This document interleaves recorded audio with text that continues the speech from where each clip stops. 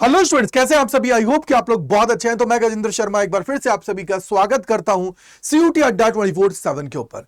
DU का admission process चल रहा है और सीएसएस का फेज 2 है, वो अब आपका किसी भी वक्त स्टार्ट हो सकता है। अब इसका मतलब ये कि उन्होंने शेड्यूल तो रिलीज कर दिया है, लेकिन अगर वेबसाइट के ऊपर जाके देखोगे लॉगिन करके आप सभी, तो वहां पे फेज 2 नहीं आया अभी। लेकिन हम लोगों को फेज 2 में किस तरीके से क्या क्या चीजों का ध्यान रखना है और क्या क्या चीजें फिल करनी है, उसको लेके ये वीडियो आप सभी के लिए बना दी गई है, जिससे आप लोग कोई भी परेशानी को फेस ना करें और इजीली अपनी जो प्रेफरेंसेस है, मैपिंग है, सब चीजों को कर लें। तो अपने जितने दोस्त हैं, फ्रेंड्स हैं, सभी को शेयर कर दीजिए, जिससे मैक्सिमम लोगों को इसके बारे में पता लग जाए। तो सबसे पहले देखिए, आपको यहां पे क्या करना होगा, यहीं पे लॉगिन करेंगे। लॉगिन जब करेंगे तो अपनी क्रेडेंशियल्स फिल करने के बाद में आप यहां पे लॉगिन करेंगे, ठीक है जी। अब लॉगिन करने के बाद में आप सभी को इस तरीके का पूरा इंटरफेस नजर आएगा। लेकिन मेरे भाई, अभी तक इन्होंने फेज 2 स्टार्ट नहीं किया है, तो इसका मतलब अभी यहां पे नहीं आ रहा है। लेकिन अब आपको कैसे क्या दिखाई देगा, किस तरीके से दिखाई देगा, तो वो मैं आपको बता देता हूं, जिससे आप लोग कम टाइम के अंदर चीजें भर पाएंगे। तो देखो, ये पहले पिछले साल का है, जिससे आपको समझ में आ जाएगा। तो यहां पे आप लोग देखोगे, देखो क्या है। सबसे पहले आप लोग क्या करोगे, सीयूईटी की जो एप्लीकेशन नंबर है और पासवर्ड है, इसके थ्रू आप लोग यहां पे लॉगिन करेंगे। लॉगिन करने के बाद में आप लोगों के सामने इस तरीके का पूरा इंटरफेस खुलेगा, जहां पे फेज 1 जैसे आप सभी को आ रहा है ना कि फेज 1 यहां पे सबमिटेड है, तो और दूसरा फेज 2 यहां पे आप सभी का ओपन हो जाएगा। तो ये आप सभी का क्या है, फेज 2 है। यहां पे आपको क्लिक करना है स्टार्ट पे।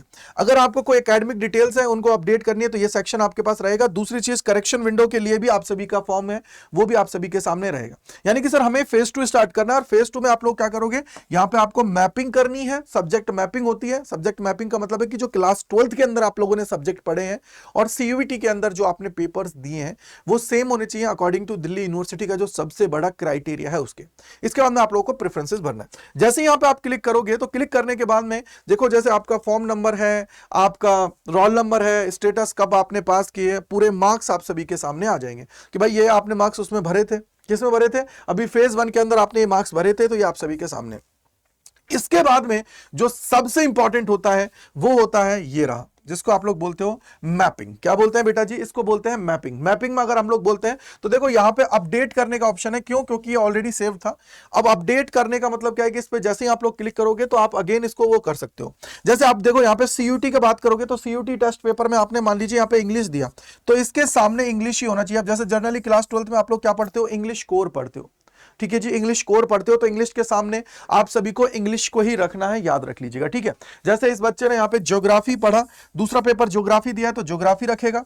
यहाँ पे इसने हिस्ट्री दिया, लेकिन इसके पास हिस्ट्री नहीं था, तो ये नॉट एप्लीकेबल लिखेगा। क्या करेगा, नॉट एप्लीकेबल।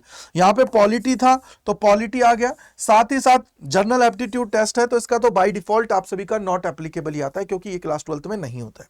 तो मतलब क्या हुआ, इस बच्चे की बात करोगे तो एक लैंग्वेज प्लस 2 डोमेन प्लस एक जीएटी का कॉम्बिनेशन बना है एक्चुअली में। तो इसी के बेसिस पर इसकी जो एलिजिबिलिटी आएगी, वो इसके सामने आ जाएगी। अब यहां पे जैसे ये आप लोगों ने भर दिया है, तो यहीं पे देखो, अब ये देखो, जैसे पॉलिटी के सामने पॉलिटी करा। अब यहां पे लिखा हुआ है कि I declare that I have done the correct class 12th subject mapping with CUET test papers. I do hereby, ये ना, solemnly declare that all the information and particulars documents provided by me are correct the best of my knowledge। और ये सारी चीजें इस पे टिक कर दोगे, कंफर्म पे टिक कर दोगे, और ये हो गया। नीचे ही आप देखोगे, ये देखो यहाँ पे नोट भी लिखा हुआ है। नोट में क्या लिखा हुआ है, नोट में लिखा हुआ है कि mapping of the class 12 subject of the all CUET test paper is required for detail related to mapping of the subject, refer bulletin of information. Mapping of CUET general test, जो आपका ना general aptitude test, is not required. क्यों नहीं है, क्योंकि ये class 12 में आपके पास नहीं होता है। If select not applicable if you have not studied CUT test paper as class 12 subject। if you change update you class 12 subject mapping, you save जो है ना प्रेफरेंसेस डेटा। तो आप क्या करोगे, इसको सेव एंड कंटिन्यू पे क्लिक कर दोगे। सेव एंड कंटिन्यू पे क्लिक करोगे, इसके बाद में आपकी सारी डिटेल्स आप सभी के सामने आ जाएंगी कि भाई ये आप लोगों ने यहाँ पे फिल किया। अब यहाँ पे सारी चीजें आ गई हैं। आने के बाद में अब देखो, अगले पेज पे आप लोगों का एलिजिबिलिटी दिखता है। क्या दिखता है, एलिजिबिलिटी आप सभी का दिखता है। एलिजिबिलिटी का मतलब क्या हुआ कि कौन से सब्जेक्ट है, सारी चीजें वो आपको यहाँ पे दिखती हैं कि भाई आप लोग, अगर मैं बात करूंगा तो देखो, जैसे मान लो कि बीए जर्नलिज्म के लिए ये यहाँ पे मैं बोलूंगा कि एलिजिबल है नहीं है तो आपको सामने दिख जाएगा कि भैया इसका स्कोर यहाँ पे इंग्लिश और जनरल टेस्ट जोड़ा है, जो इसका इतना स्कोर आ रहा है, क्योंकि इसके कॉम्बिनेशन क्या क्या है, 3 कॉम्बिनेशन, 2 कॉम्बिनेशन है, एक ये रहा एक ये रहा। तो इसलिए आपको ध्यान रखना है कि ये जैसे जैसे आपको बताएगा वो आपके सामने आ जाएगा कि किन किन चीजों के लिए आप एलिजिबल हो, वो आपको दिख जाएगा। ठीक है, अगले पेज पे। तो इसी तरीके से देखो, और जिनके लिए एलिजिबल नहीं होंगे तो उनके सामने लिखा जाएगा कि minimum eligibility condition not satisfy, you have not selected appear in the relevant test paper required to the programme. तो इस तरीके से रेड में आ जाएगा, बाकी आपका नॉर्मल होगा। इसके बाद में जब आप आगे आओगे तो आगे देखो इस तरीके से आपके सामने ये पूरा एलिजिबिलिटी का आ जाएगा।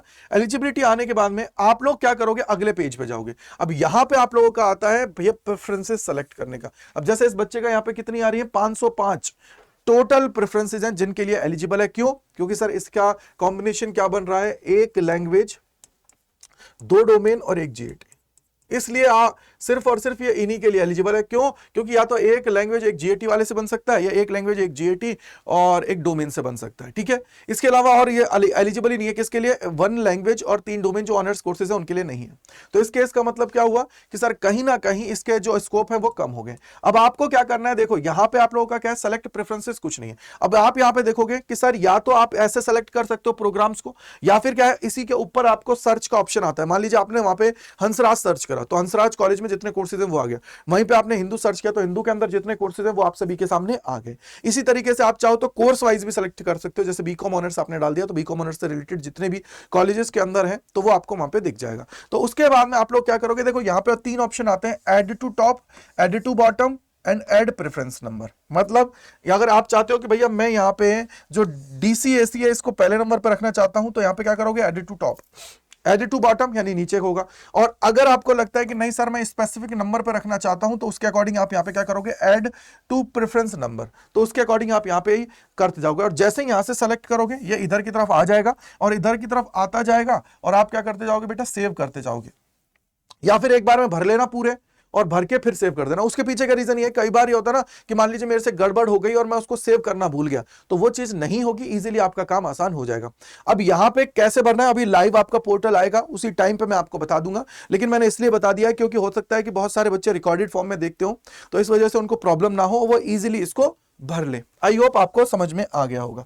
राइट है मेरे भाई, तो ये पूरी चीजें हैं, सारी चीजें। इसके अलावा कोई डाउट कोई परेशानी है तो इस पे आप लोग मेल कर दीजिएगा। साथ ही साथ अगर आप ये चाहते हो कि भैया आपको पूरा काउंसलिंग सपोर्ट मिले, आप लोगों को यहाँ पे पूरी हेल्प की जाए, किसके अंदर, आपकी प्रेफरेंस फिल्म के अंदर भी, प्रेफरेंस के अंदर भी हेल्प की जाए, मैपिंग के अंदर भी, और जब आपका अपग्रेड और वो सारी चीजें होंगी उसके अंदर भी हेल्प किया जाए, यानी कि पूरी जो जर्नी है उसको स्मूथ कर दिया जाए, तो उसके लिए आप लोग ज्वाइन कर सकते हो हमारा जो सारथी बैच है। उसको क्या कर सकते हो बेटा, सारथी जो बैच है इसको ज्वाइन कर सकते हो। सारथी बैच है इसको ज्वाइन कर लीजिए, और सारथी बैच ज्वाइन करने के बाद में आप लोग इजीली चीजें कर पाओगे। तो सारथी बैच ज्वाइन करने के लिए, मेरी मेंटोरशिप में आने के लिए Y485 ये जो कूपन कोड है इसको लगा लेना, जिससे आप मेरी मेंटोरशिप में आ पाओ और मैं चीजें आपको बता पाऊं। कोई डाउट कोई परेशानी है तो आप लोग मुझे क्या कर सकते हो, मेल कर सकते हो। किस पे, गजेंद्र.कुमार, ठीक है बेटा जी, .kumar@247.com की मैं यहाँ पे बात करूंगा।